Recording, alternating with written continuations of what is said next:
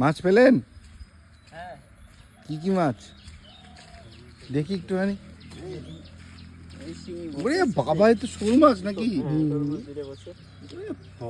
বিশাল size.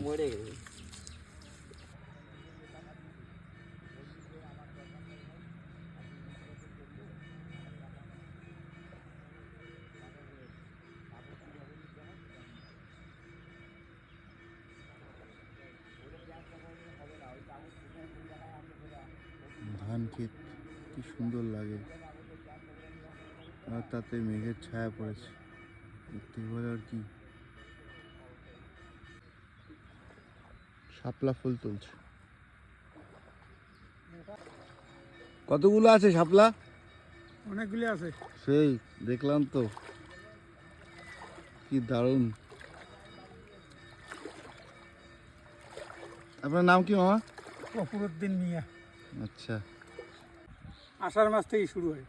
আষাঢ় মাস থেকে? হ্যাঁ। এটা কি লাগাতে হয় না এমনি হয়? এমনি। আগের বছরের থেকে? হ্যাঁ। আচ্ছা, হ্যাঁ, জল শুকিয়ে গেলে একদম মরে যাবে।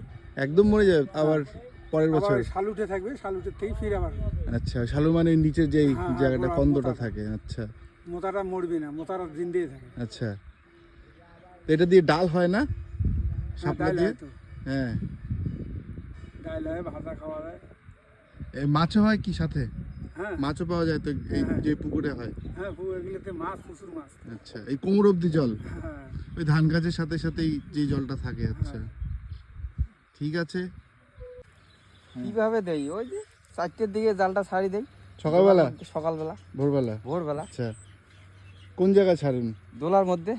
দোলা মানে কি আমি জানি না। নিচে যাবে। নিচে জমির। নিচে জমি, যেমন যেখান থেকে আপনি শালুকটা তুললেন? হ্যাঁ, ওই আচ্ছা। নিচে জমির মধ্যে ছাড়ি। সকালবেলা ভোর ভোরটা আমি মনে করো ওই যে এই সময় তুলি। কই, শিঙি, ট্যাংনা, মাগুর এগুলো লাগে। এটা চ্যাং মাছ নাকি? এটা চ্যাং মাছ, ওটা শৈল মাছ। এই কি পার্থক্য এটা চ্যাং আর পুঁটি শোলের মাছ। মধ্যে? ওইটা চ্যাং, ওটা শৈল। এটার মানে দাম বেশি। একই রকম লাগে দেখতে, একটু কিভাবে? না, কালারও আলাদা। ও, কালার আলাদা। আচ্ছা, চেংটি মাছ, এই যে চেংটি মাছের কালার আলাদা। এই যে পুঁটি মাছের কালার আলাদা। হ্যাঁ পুঁটি মাছ তো জানি, এই যে দেখতেই খলসিয়া মাছ সুন্দর। দেখেন কিরকম কালার। হ্যাঁ, খলসি